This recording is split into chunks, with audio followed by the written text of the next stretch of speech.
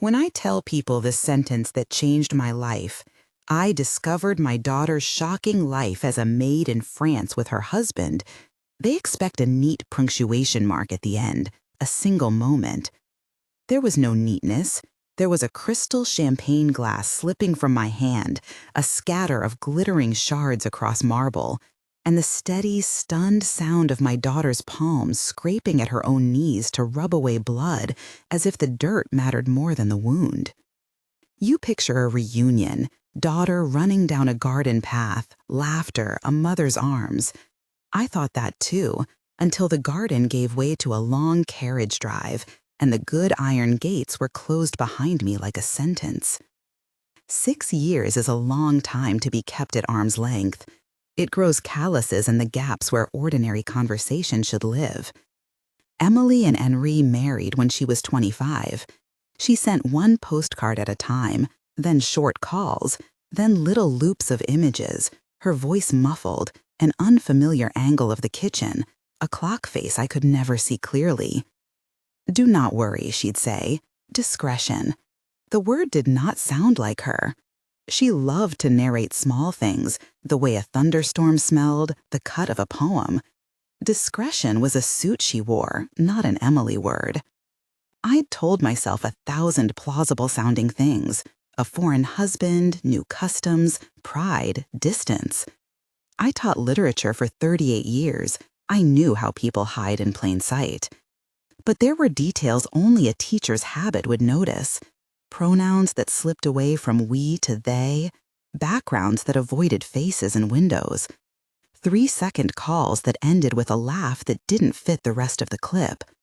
Once, halfway through a call, the image lagged, and I caught a glimpse of Emily's face lit from below, eyes unfocused, and behind her, a woman in stockings moving with a purpose not unlike a stagehand's. My stomach learned a new vocabulary: suspicion, then the quiet, furious work of counting signs. The trip itself felt like something I'd planned in a lesson: outline, objective, evidence that would convince a skeptical class. I booked a flight with hands that didn't shake until the plane taxied. The flight attendant smiled like a person who often gives people aspirin. I watched the countryside stitch itself together below us: England, then the Channel, then the quilt of northern France.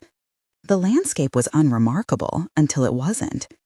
The chateau rose out of a clipped lawn like a line of a sonnet, neat, rigorous, almost too composed to be real.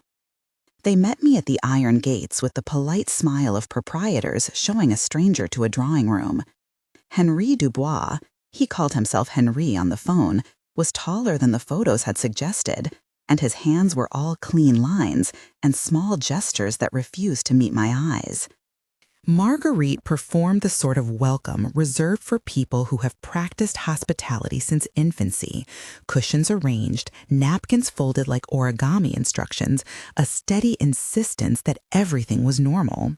The house was a museum of careful surfaces: antique mirrors that refracted away the corners of the room, Persian carpets that swallowed the sound of footsteps, a marble foyer so cold that the air felt washed in ice. There is an odd cruelty to opulence when it is used to hide people. Beautiful things do not soften the claustrophobia of it, they sharpen the edges. I told myself I would hold my temper like a syllabus: clear expectations, calm enforcement. I sat through short, polite meals where Emily's eyes kept drifting to the floor as if there were something on the tiles that held her gaze hostage.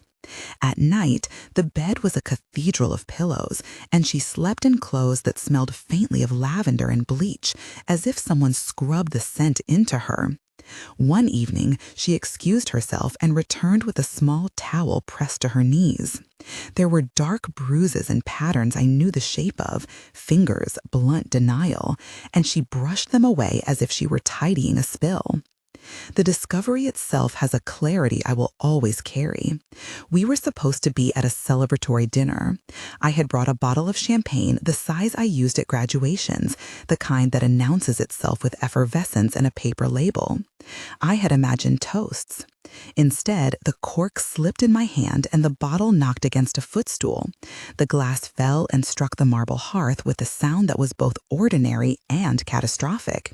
It broke into a constellation of edges. And there she was, on her hands and knees, scrubbing at something on the floor with a rag so frayed it had become a map of work. Blood had run from one knee to the next, streaking her stocking. She did not look up. She moved as if the scrubbing were part of a larger, necessary rite. The room should have stopped breathing with me. Instead, Henri's voice was practiced. "A clumsy accident," he said. Marguerite's hands were quick away from plates, smoothing the air. You learn that there are several phases of fury as a mother. The first is animal, hot and immediate. The second is strategic. I had rehearsed a different role in my head for years, the calm, reasonable adult who negotiates outcomes. That night, the animal and the strategist trod the floor together. I pulled Emily up by the shoulders and forced her face toward mine. Her eyes were glassy at the edges, slow to focus. There was a cotton thickness to her speech. "You promised," she said, her voice thin as if it had been folded too many times. "You promised not to bring trouble." Trouble is a useful euphemism when you hope to make it invisible. That night, Henri called tradition, Marguerite called standards. They circulated phrases like warm plates to distract from the coils behind them, confiscation of documents for safekeeping, limits on travel for safety, the insistence that Emily's pauses were nervousness. They were practiced at this. I had read about gaslighting. I had not been prepared for the domestic choreography of it, the way a household can become an institution of control. I did what I would tell any frightened teenager to do. I started counting facts. I clocked the times of calls, the pattern of guests who arrived and left, the staff who moved like chess pieces across a board. I photographed, quietly, anything that refused to behave. A label on a prescription bottle that did not match Emily's medical history. Envelopes with bank logos from a city she had never mentioned visiting. A notebook with dates and names in a hand that was not my daughter's. There is a particular shame that accompanies the discovery that your child has been silenced, not just for her, but for you, older, who trusted words and letters and the small acts that once constituted proof of a life. For days, I waded through memories like a teacher grading late essays, searching for the slip that proved I'd been inattentive. Which phone call did I miss? Which complaint did I dismiss as travel fatigue? There is no helpful answer in hindsight, only the new, hot urgency of the present. When Emily and I finally sat alone, she pressed a thumb into the pad of my hand like a student asking for extra time. She had, I learned that night, not been idle. Emily, calm, precise, the one who always underlined passages in books, had become a collector of evidence. Hidden recordings, photographs taken under dinner tables, notes of bank transfers she had pieced together like a poem structure. She had a device the size of a lipstick that recorded, one that she had tucked into the seam of a cushion and which had captured conversations about women who worked for the family and then went away. The word "went away" carried weight in their house. No one said the things that need saying. She had hidden a small envelope in the baseboard, business cards, scintillas of receipts, and a folded photocopy of a safe deposit contract in Geneva with a name I did not know then, Beaumont. "How did you do it?" I asked, less a question than a plea. She smiled, an odd little thing that looked like the memory of a smile. "I learned to be invisible," she said, "to answer only when it was safe to answer, to record in 3-second windows, to keep breathing." "Why?" I asked. The word came out brittle. The room held its breath with us. She looked down at her hands, the places where the skin had been pressed as if into a map of the last years. "Because someone has to know," she said, "because if no one knows, they keep doing it." It would have been easier, in a way, to find simple cruelty, one bad man, one bad mother-in-law, but the evidence she had gathered stitched a broader, colder picture. Names repeated across invoices, bank transfers routed through shell companies, women's possessions stored in a room on the third floor labeled for linen, but whose shelves overflowed with other women's clothes, small tokens, toothbrushes wrapped in plastic like smuggled treasure. I found a ledger, handwritten entries of wages that did not match work, payments listed in currencies of cities none of these women had visited. When I confronted Henry, teacher's voice now sharpened to an accusation, he smiled in that way people do when they believe their smile will substitute for truth. "My wife is the heart of our home," he said. "We all make sacrifices. It is for family." Marguerite denied anything untoward with the solidity of someone steeped in polite lies. "You are overworried," she told me. "She is so happy here." The policeman arrived because a neighbor, small, gray, the kind of person who registers odd noises, phoned on a slow afternoon. Inspector Claire Rousseau came in with a badge and the air of someone who has learned to read houses the way others read faces. She did not step in like a storm. She stepped in like someone who had learned to untie knots. She listened to me and to Emily with the precise attention of someone carving a case from a piece of evidence. "You have recordings?" she asked. She didn't sound surprised. She sounded practiced. There is a confidence in the experienced. They have seen a file like this before. But she also had a look of someone who had not yet made up her mind about the scale. "If we go in now," she said quietly, "we need more than a mother's fury. We need a legal ledger." It was a strange ballast, that phrase, a legal ledger. Nothing was romantic about it. It required receipts, signatures, dates. It required filling BAPs with methodical patience rather than a mother's rage. I have spent my life teaching the kind of careful craft that breaks problems into manageable parts. I folded my fury away like a graded essay and opened a folder. We sat, impromptu, at a kitchen table that was too small for the size of the house and counted facts like beads. Emily handed me a thumb drive she'd hidden in a matchbox. She had a list of 3 names, facilitators, she said, who never showed their faces in the house but moved money like tides. One of them was the Beaumont name on the Geneva contract. Another was Jean-Claude Moreau, a name that tasted like newsprint, a figure with influence, a whisper of power in salons. The ledger she'd found had bank routing numbers that pointed beyond France, to Switzerland, to Austria, to accounts with names set up as holding entities. The more we mapped, the more the house's careful surfaces seemed to tremble. "You don't have to do this alone," Inspector Rousseau said, "but you cannot move slowly. These networks move funds overnight." I remember telling Emily at that table, with the same voice I'd used to tell students where their commas should go, that we needed allies, evidence, police, and international partners. The idea felt like pulling teeth out with silk thread. She nodded, and for the first time since I'd arrived, her face did not look like someone whose expression had been ironed into place by someone else. There was a flicker, a memory of the girl who corrected commas for fun.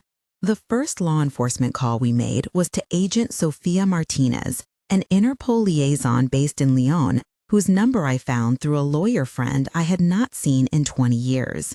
She answered with the brisk efficiency of someone who has become good at saying yes without letting it imply anything certain yet. "We can help," she said, "but we need to know what you have and where it is. These networks are not straightforward. They manufacture legitimacy." She used the phrase manufacture legitimacy in a tone that made me think of factories and conveyor belts, women processed into labor, documents processed into legitimacy. She asked for a list, timestamps, and access. We showed her the recordings. She listened without flinching, the way a seamstress examines thread for weakness. "If you can get us the ledger," she said, "we can begin to map transactions. We might coordinate with Swiss authorities on safe deposit checks. We might, and then she paused in that particular way that people do when they want to measure a risk. We might need a synchronized approach. You cannot act tonight. You must be patient. Patient? The word landed like a cold stone. Patience is a luxury I had forfeited long ago. But Agent Martinez was right. These networks are built across borders for a reason. They have lawyers and vaults and accounts and names that look right on paper. They have people who make polite smiles into legal cover. We needed to be deliberate. We needed a ledger. Emily had in her possession one key that would make the ledger more likely to be trusted: a dead man's switch. It is a dramatic name for a cautious piece of engineering. A dead man's switch is an automated mechanism set to release files if a person fails to provide a scheduled confirmation. Emily had configured a bank vault, an ordinary Swiss safe deposit box, with a series of papers and digitized files scheduled to go public if she did not check in at predetermined intervals. It was a protective kindness intended to shield her and others if she vanished.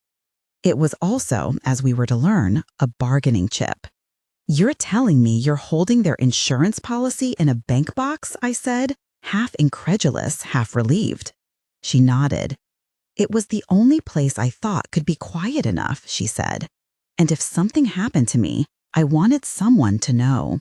There are decisions as a mother that feel like stepping onto a stage without a script. That night, I made several. The first was to stop pretending I could handle this with a stern talk and a hard stare. The next was to call persistent, small favors into existence: a lawyer who would field calls, an inspector who would knock on doors, an agent who would coordinate across borders. The more people we contacted, the clearer the house's camouflage became. Documents were rolled into cylinders, and paper receipts were given benign labels. Money moved in the language of businesses that made sense on paper until you followed the paper and found that the businesses existed only on letterhead. People like to imagine trafficking as an apocalypse of strangers. The truth is more mundane and therefore more insidious. It is often housed in the language of "we are family" or "we give refuge." It binds women into roles with rituals that look tidy from the outside. It uses legalities like costume jewelry, flashy enough to distract. When I finally had the courage to say aloud what we were building toward, it was less a statement than an admission. "We need to show them the ledger," I said. "We need to show evidence that ties the people in this house to other sites and to the money." Inspector Russo's eyes sharpened. Agent Martinez had already emailed a request for whatever we could provide. And Emily, who had lived with a form of enforced silence, reached into a box she had hidden behind a false back in the wardrobe and pulled out a small stack of photographs. Faces of women, some in their native clothes, some in European aprons, some with eyes that looked like they were cataloged rather than human. "There are 60, she said. "I don't know all their names. Some I know by voice, some I recognized from bank deposit slips. This is everything I have kept." The word 60 landed with the weight of iron. I had expected a handful. 60 changed the problem from a private domestic abuse to a pattern. "You kept these all this time?" I managed. She shrugged. It was all I could do. Record, store, repeat. We had leverage now. We had evidence that suggested not just a cruel household, but a network. Invoices with shell company names. A list of staff and rotations that matched small hotels in Germany. A route of money that led into accounts that fed properties in Austria. The house's veneer cracked.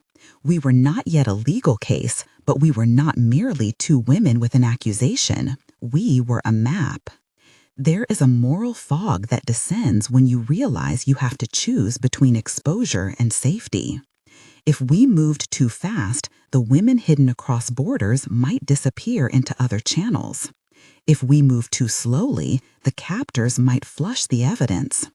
Agent Martinez said the only way out was to synchronize. Police on the ground, Interpol watching the money flow, Swiss authorities ready for an audit, Austria alerted to the property ownership. It was a plan that required a chorus where everyone sang precisely at the same note. You understand what you are asking? Inspector Russo asked me gently, "This will bring attention. Those men have influence." Influence is a word that covers a lot of sins. It means lawyers who know deadlines and banks who know euphemisms. It means politicians who can ensure that inquiries take months to boil. It also means the people in power have something to lose, and people with something to lose tend to protect themselves. I had, by nature, the patience of a teacher. I could plot a semester, set milestones, and grade progress. But this required more than syllabi. It required timing and secrecy, and the acceptance that patience here was risky. We had to let the ledger form itself in the right hands. We made a plan that night. Emily would remain inside the house and continue her collection. More recordings, more photos, with instructions on how to signal if things were too perilous. I would move outward, contact lawyers, talk with Inspector Russo about documentation, and quietly travel to Geneva to check the safe deposit arrangement. Agent Martinez promised to coordinate with a Swiss liaison and to keep an eye on financial conduits. Inspector Russo would identify local staff and secure witness statements when it was safe. Before I left my daughter that night, she reached for my hand and squeezed it with the force of a younger person. "You always fixed sentences," she said, smiling in that private way people have with those who raised them. "Now you're fixing something bigger." I packed in the early hours of the morning, feeling like a woman carrying stacks of paper through an exam season.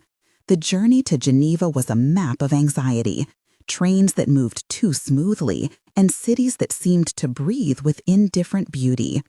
Switzerland's banks are shy and immaculate.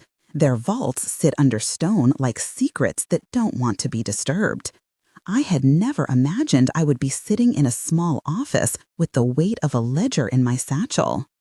When I entered the bank, the receptionist's face was polite, the kind that removes personality as a matter of policy. I signed forms in French I barely understood and handed over identification. They looked at me with the practiced cool of people who have helped many mothers and businessmen and others deal with things they preferred to tidy quietly. The safe deposit box contract listed a name I had not heard aloud yet, Beaumont.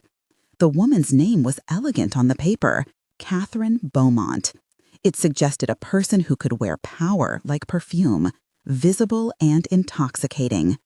There was an address in Geneva and a notation of periodic checks.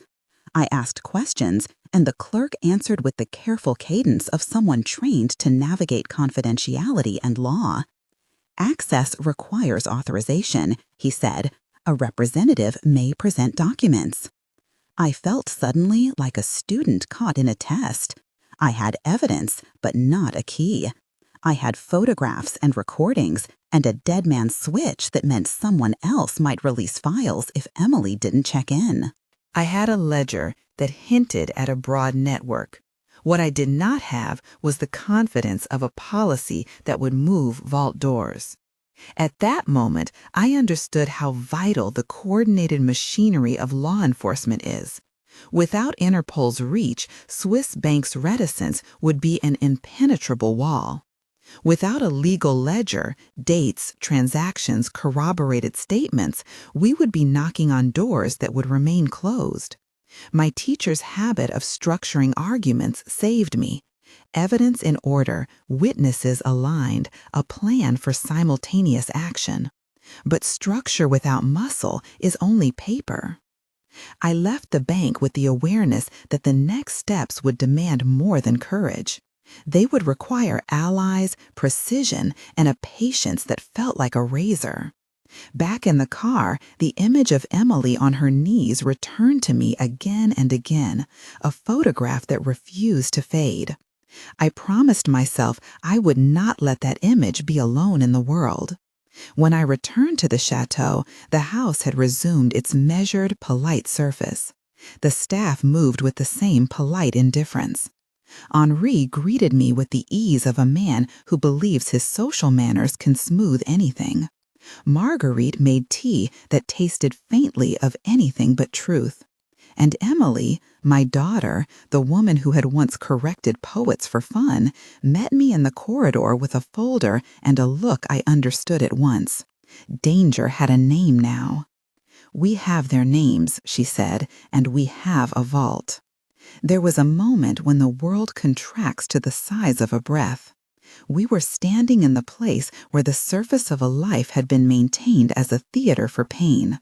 We had the beginnings of proof. We had allies on the telephone. We had a dead man's switch waiting in a bank. But we also had an opponent who was practiced at making trouble discreet and who had people to make legalities into obstacles. "What are we going to do?" I asked. My voice was steady because there was no other option. Emily slid me a small paper with a name and an address and a time circled in ink. "There's a meeting in Vienna next month," she said. "They'll be there. They always are. Morrow, Beaumont, they travel for business. They will be exposed if we can get them to speak off script. There is an audacity to the plan that made me laugh in a way I did not want to.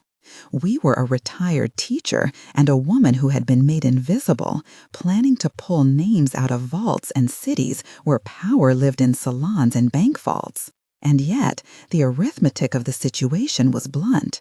Evidence plus timing plus the right partners equals possibility. Inspector Rousseau tapped her pen against a file as she laid out the only way forward she trusted: patience until everything could align. "We will not act on rumors," she said. "But if you can continue to gather recordings, if Agent Martinez can map the transfers, and if you can confirm Vault 24's contents, we may have a window." At that moment, the house seemed to shift around us. The servants still moved. The garden roses continued their indifferent bloom. But the pieces had moved. A ledger was forming. A dead man's switch sat in a bank in Geneva. Names were on lists.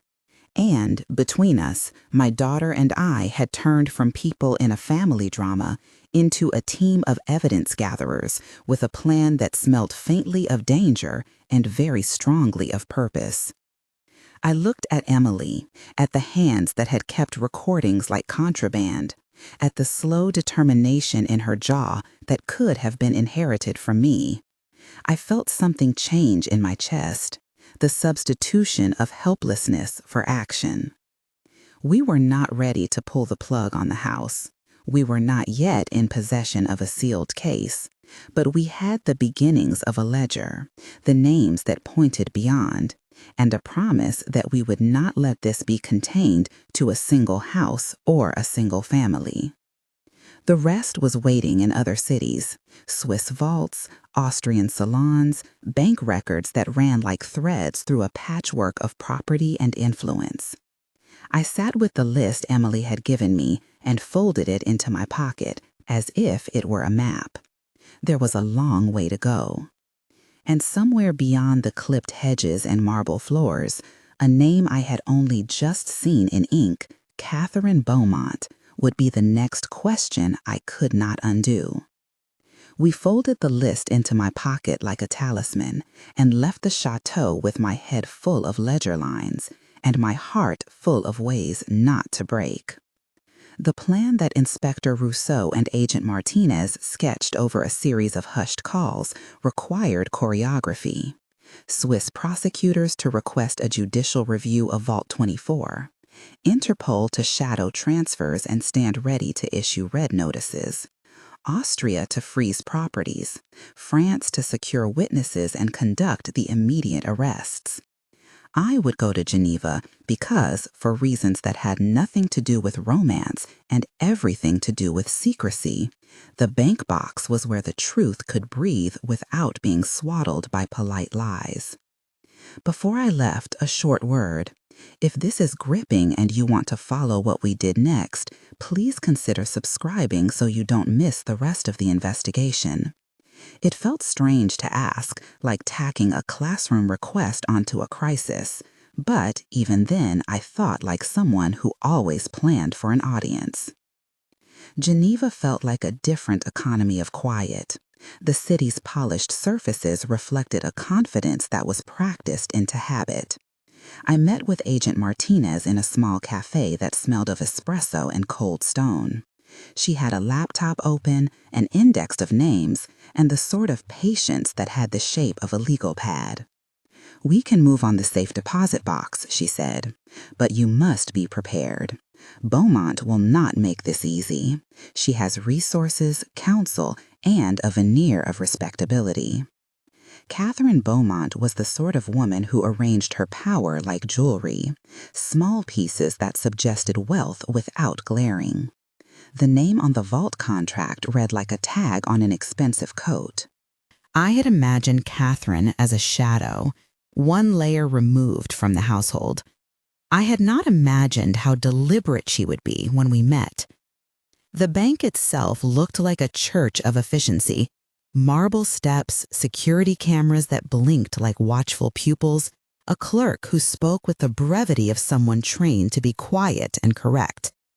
We had a Swiss prosecutor, an austere woman in a tailored coat, waiting with a court order that would allow a supervised opening if the magistrate approved. Agent Martinez had emailed case files and transcripts that made the magistrate's eyebrows knit in the direction of curiosity. We were not asking the bank to act on rumor. We were asking them to comply with judicial oversight. They unlocked Vault 24 in a room that smelled faintly of brass and old paper. The door was a sound I remember as a low, consenting groan, like an old piano key pressed after a long rest. Inside, amongst the ordinary things that people hide, childhood trinkets, a man's cufflinks, sat a slim metal envelope, cataloged in an orderly hand as document storage. My hand shook as the clerk handed it to me. Inside were duplicates of what Emily had kept at the chateau, photocopies of transfers, scanned emails, and a thin stack of printouts marked with dates and references. And at the very bottom, a small flash drive labeled with a single word, "if."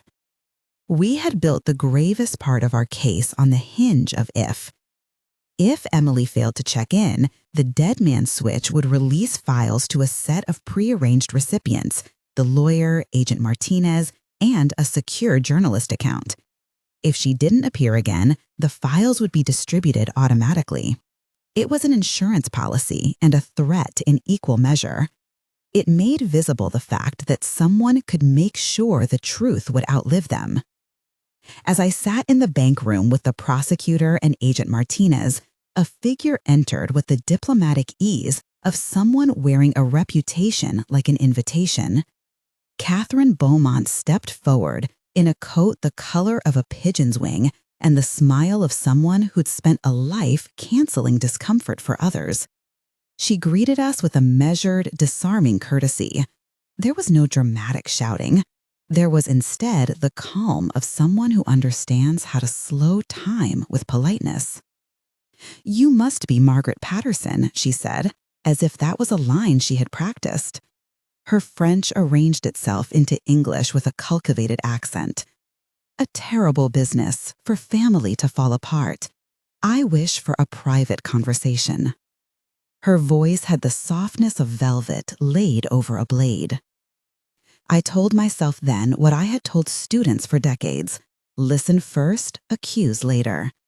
Catherine's opening gambit was clear and precise. She framed what we had found as regrettable anomalies, the kind of bureaucratic errors a good accountant could explain away.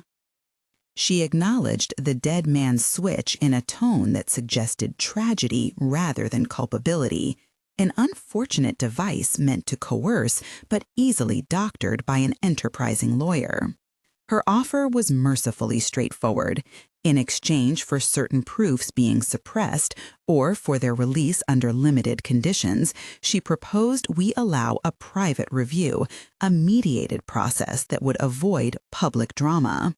She used the words I had heard Henri use with increasing frequency: discretion, family, stability. Her proposal came wearing silk. I will admit it. For a moment, the teacher in me considered negotiation. There is a part of any advocate that wants the quickest way to minimize harm. Catherine wove a tapestry of practicalities. "You expose us publicly," she said gently, "and those women will disappear. Hidden channels exist. They are efficient. If we go through courts quietly, we craft a remedy without panic." Her words had weight because they contained an ugly truth. Exposures can scatter a network before the law corrals it. People vanish in the scramble. We had spent months balancing the need to disrupt against the need to protect. A mediated process sounded attractive to a weary heart. But there was something in Catherine's eyes that did not reach apology. She spoke of mechanisms as if the women were instruments. She praised reputational repair and the sanctity of discretion. Her concern was not for the women, I realized. It was for the system that hid them.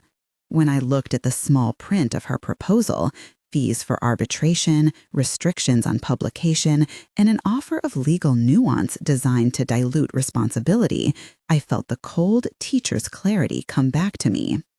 "Do you want to make sure," I asked, "that the ledger remains private so that there can be no public inquiry?" She did not say yes. She did not have to. Agent Martinez, who had watched Catherine like a seamstress sizing a stubborn garment, leaned forward. "Negotiation is possible," she said, "but it must be overseen by the court. And Miss Patterson, we must be honest. Beaumont's appearance here means she is aware. We have reason to believe she will move assets, contact counsel, and seek to contain exposure unless we act in a coordinated manner."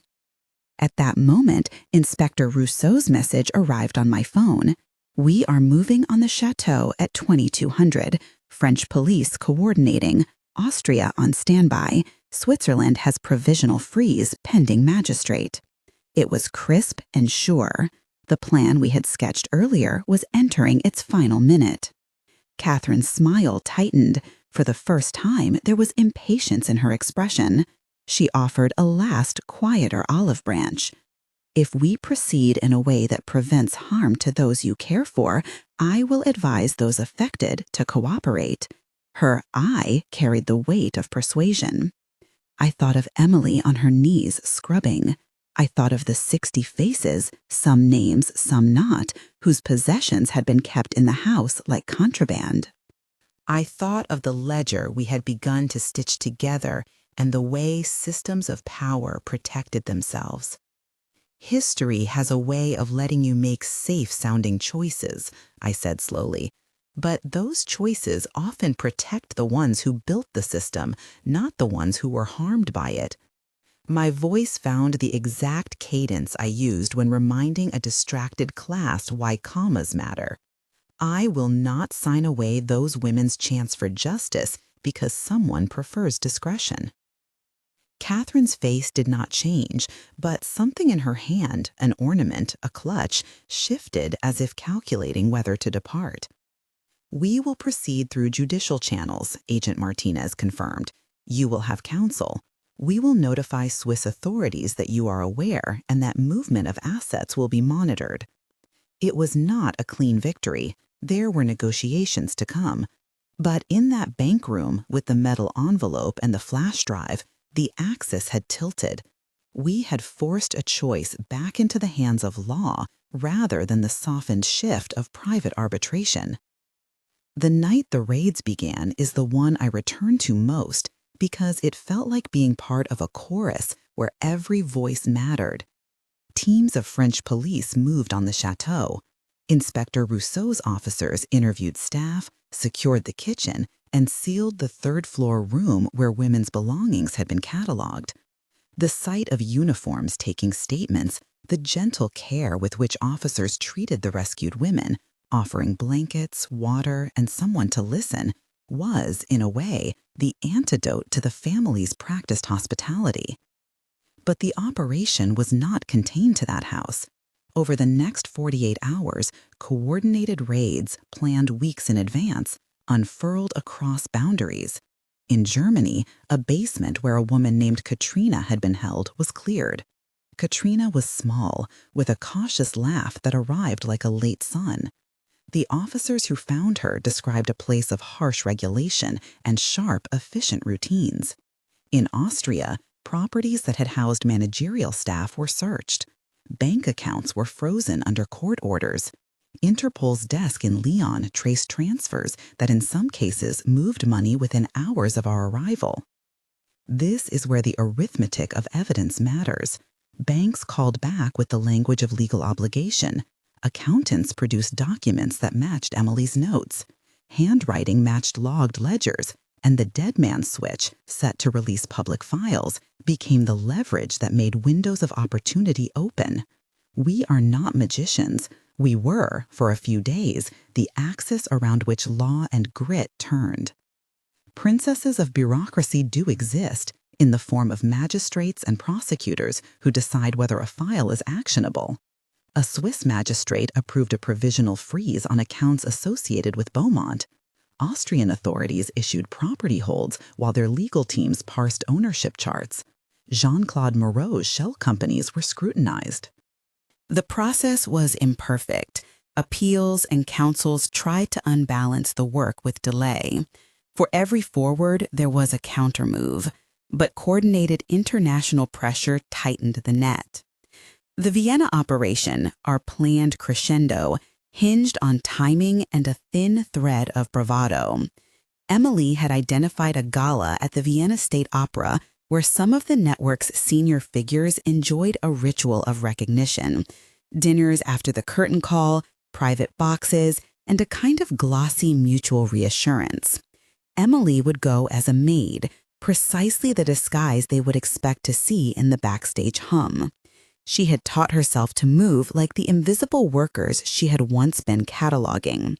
The plan required she get close enough to record conversations, and for Interpol and Austrian police, led by Inspector Klaus Müller, to be in place for a swift arrest if the opportunity arose.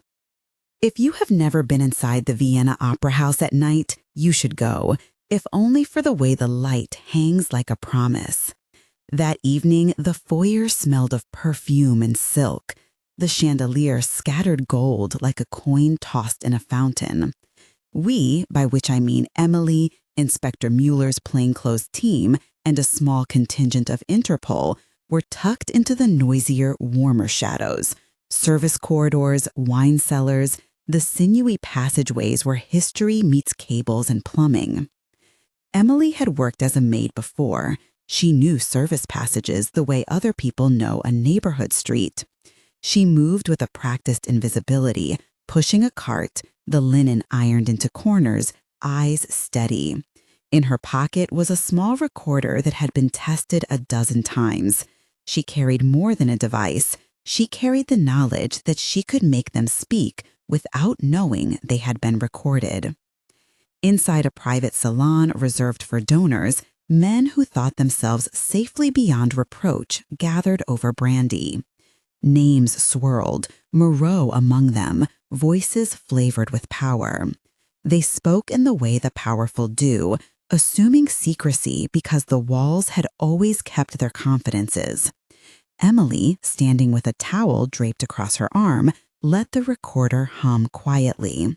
She listened while the men, eased by wine, spoke of contracts, the staffing situation, and of reputations that needed maintenance. They spoke in euphemisms, of course. Power learned to ligature phrases into safe shapes. Jean-Claude Moreau's voice was lower than the others and carried a kind of practiced gravity. He did not expect a maid to be in the room as anyone other than a fixture. When Moreau leaned forward and made a careless joke about logistics and reassignment, phrases that in the ledger meant movement of women and funds, Emily kept recording. He dropped a name of a manager, a code phrase, distinctions that to us were beacons. Moreau saw her then, and I can still feel the moment like a tooth in my jaw when something bit. He looked at her with the kind of focus that turns a person into a problem to be solved. Recognition sometimes arrives like a light being switched on, a face remembered, a debt to pay. He said her name. It was the one moment when everything teetered. Emily's plan had a failsafe. The moment she felt noticed in that dangerous way, she had a signal to begin extraction. She did not run. She moved toward a pretext to leave, and someone, an operative in Inspector Mueller's team, gentled her through a staff corridor. The moment Morrow realized the recording was not just a maid's fancy, he attempted to stop her with an arm across the doorway. It was a crude gesture that backfired. His hand, the hand of a man used to moving people with a touch, found no purchase. The operation swung into motion. Police moved like a net. I was in the service corridors when the first sirens murmured below. They sounded like a ah far away and then nearer. The arrests were quick and not theatrical. Inspector Mueller's team, trained in nonviolent restraint, took Morrow and others into custody. The men who had assumed their circles of influence were safe now found themselves on hold. Some tried to bargain. Some tried to align their accounts. Some, I imagine, will try that in courts for years to come. There was in the center of that frantic choreography a moment of comedy that I can still laugh at when I allow it. Morrow, confronted by a woman he thought he could name and then dismiss, looked like someone who had misplaced an expensive watch. He had been so used to his name opening doors that being placed in handcuffs felt like poor manners. Emily emerged from the corridors after the arrests, her uniform dust-flecked with the sort of truth that comes from hiding for years. We hugged, briefly, because there were witnesses and official reports and procedures to respect. Her recorder had captured the evening with clarity. Names, references to payments, a passing comment about Geneva that became, in the hands of our team, the link we needed to join the financial trail. After the Vienna arrests, the public narrative unfurled as such things do. Initial press releases that were careful and bureaucratic, then the slow trickle of confirmations. Interpol statements spoke of a coordinated operation that resulted in multiple arrests and the identification of a transnational labor trafficking ring. Swiss authorities reported provisional asset freezes pending further action. Austrian statements mentioned searches of properties and the seizure of documents. French police announced their own raids and the protection of several victims. These are the way the work is acknowledged by institutions. Here is where the paperwork meets the human story. We had by then begun to hear figures. I want to place a caveat with any number you hear. Say them as reported or according to case files, because these were the statistics released in the early days and later adjusted by prosecutors. Early reports listed the number of women documented through our combined evidence at around 63, with more unaccounted for. Arrests across countries reached into the dozens. Provisional asset freezes were reported in the hundreds of millions in various currencies, amounts that would be clumsily translated into the public record because money likes to be complicated. Some assets were labeled as seized in preliminary reports. Many of those designations would become the subject of long legal battles. What mattered to me in those first weeks was not the headline number, but the fact that women, names like Katrina and others who had been cataloged only as help, had been placed under care. Social workers and translators materialized as if from nowhere, offering food, sheets, and something harder, time to talk. The interviews were slow and tender. Trauma refuses to be rushed. Trust, once broken, takes time to rebuild. We arranged for doctors, for psychological help, for practical things, passports, travel papers, and legal counsel. We did not pretend that a raid was the end of suffering. It was, at best, the first moment a woman could begin to choose again. What followed were months of hearings, judicial motions, and the tortoise pace of European legal systems engaging with economic webs that spanned borders. Jean-Claude Moreau faced charges that included facilitating trafficking networks and money laundering. Beaumont's counsel pushed for negotiated settlements and delays. Some men who had once been invisible on ledgers produced countersigns, legal paperwork that attempted to recategorize transfers as legitimate business expenses. It was what money does in courtrooms, and it required patience and lawyering. Emily and I spoke often in those months. We went to hearings, we met with prosecutors, and we sat in waiting rooms that smelled of too strong coffee. There was a curious inversion. I had expected to be the primary speaker. Mother labored into action by seeing her daughter suffering, but in fact, Emily spoke in a way that quieted rooms. Where I used to break a class into steps and expect outcomes, she told the court with a small, steady voice the way her life had been controlled. Her testimony was not just about pain, it was evidence. She read from a ledger with the kind of exactness that comes from years of hiding facts in tight places. We were called to testify before a parliamentary committee, an event that felt like a boulder obliged to move. The committee, comprised of representatives from several countries, wanted to know how systems of privilege had masked exploitation. They asked about banking secrecy, cross-border enforcement, and the peculiar vulnerabilities of domestic workers whose work is hidden behind tastefully arranged gates. We spoke for hours about what we had found. Emily described the dead man switch and the safety deposit box in Geneva. I described the ledger that stitched bank transfers to shell companies. It was what money does in courtrooms, and it required patience and lawyering. Emily and I spoke often in those months. We went to hearings, we met with prosecutors, and we sat in waiting rooms that smelled of too strong coffee. There was a curious inversion. I had expected to be the primary speaker. Mother labored into action by seeing her daughter suffering, but in fact, Emily spoke in a way that quieted rooms. Where I used to break a class into steps and expect outcomes, she told the court with a small, steady voice the way her life had been controlled. Her testimony was not just about pain, it was evidence. She read from a ledger with the kind of exactness that comes from years of hiding facts in tight places.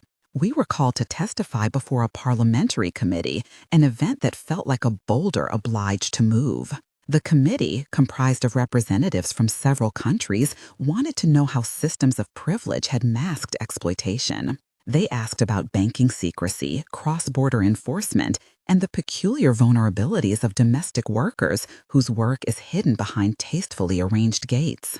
We spoke for hours about what we had found. Emily described the dead man switch and the safety deposit box in Geneva. I described the ledger that stitched bank transfers to shell companies. Agent Martinez laid out the mechanism of coordinated action. Inspector Rousseau described the work of pulling witnesses out of households without creating chaos. Consequence in political terms is slow and often diluted, but it is also real. The hearings led to an inquiry into banking oversight in several jurisdictions and to renewed interest in legal protections for domestic workers. Part of the reason the network had endured was that many of its practices sat in legal gray zones. Exposure forced legislators to place corners into light. For every law passed, for every bank that adjusted its internal compliance, there was, of course, a room in which lawyers debated words. Laws were amended, or at least clauses were written that would make laundering harder under certain conditions. Those changes were partial victories. They were not a cure. As the trials proceeded, some of the case files became public. The documents we had collected, Emily's recordings, our ledger, the vault copies, became evidentiary linchpins. They were not magic keys. They required testimony to connect accounts to people. Prosecutors worked for months to trace funds and to prove connections between the household and the wider apparatus. In some cases, charges stuck. In others, legal defenses found ways to separate actions from outcomes. The law is complex like that. It demands proof of intent and the chain of command. We offered those chains. There is a strange pride that arises when your child, once cataloged into a life of domestic invisibility, becomes a witness who refuses to be silenced. Emily testified in courtrooms where I had once corrected grammar. Her voice did not tremble the way it had at the chateau. It had the precise cadence of someone who had prepared for an exam. After one long day of testimony, as we walked out of a courthouse that hummed with reporters and cameras, she said to me, wry as a teacher, "You always reminded me that evidence matters." I squeezed her hand. "You always collected it," I replied. One of the more disturbing byproducts of what we uncovered was how thoroughly networks rely on ordinary complicity. Lawyers who turned a blind eye, banks that accepted paperwork at face value, landlords who looked away. This was not a story of lurid monoliths alone, but of how routine systems fail to protect the vulnerable. We found out, painfully, that privilege can be a practice as much as an accident. The legal process continued to unspool. At one point, Beaumont's counsel offered what they called a restorative arrangement, financial compensation to some victims in exchange for limited admissions of guilt by certain parties. Such offers can be useful for victims who want immediate recourse. They can also be a way for the powerful to avoid a broader reckoning. Emily weighed these things with a seriousness that made me proud, angry, and helpless by turns. The offer was practical. A contract to help advise task forces, a small budget to build a training module, and a network of NGOs who wanted to learn from our case file. We accepted with the same mixture of pragmatism and weary hope with which I had accepted the first flight to France. There is an odd satisfaction in turning trauma into work that helps others navigate lightless places. Our consultancy work took us to courtrooms, to police training rooms, to quiet NGO offices. We advised on interviews that would not re-traumatize survivors. We recommended legal steps for safe evidence collection, and we lent our story, carefully, as a case study. In private, Emily and I built a small routine. We lived modestly and were careful with publicity. We met women in recovery rooms and tried to keep our presence as normal as possible. We learned what it meant to speak without centering ourselves, how to listen and to make space for other stories. There were times I wanted to teach, lessons on evidence, on patience, on the grammar of legal proceedings, and other times when the simplest act, bringing someone a cup of tea, felt like the truest work. The network that had housed Emily did not vanish. That was one of the hard truths we learned. Systems of exploitation are persistent and adaptable. They will shift into new forms, find new legal loopholes, and adapt to new oversight. Our victories had left scars and new boundaries, but they had not eliminated the appetite for and mechanisms of exploitation. We learned to see our work not as a final chapter, but as a continuing assignment. There were other personal moments that did not make headlines. Once, after a long hearing, Emily and I walked in a park near my sister's house. She looked at the sky and laughed at something small. "Do you remember how you used to grade our spelling tests?" she said, eyes bright in the way they had not been in years. "You wrote notes in the margin. Be precise, be brave." I hugged her, the word teacher and mother folding into one. There were nights, of course, when I imagined I could have done things differently. We are giant with hindsight. But the point is not to tally what could have been fixed earlier. The point is to keep moving forward with what we have. For every regret, there was also a stubborn, almost comical faculty for making lists and checking them. I taught her that. She lived it.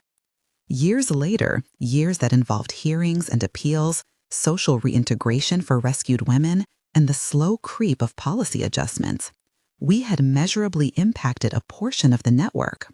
Courts had convicted several men on charges of trafficking and money laundering.